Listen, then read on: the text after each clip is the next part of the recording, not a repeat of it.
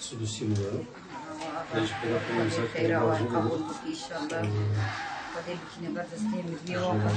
İnşallah.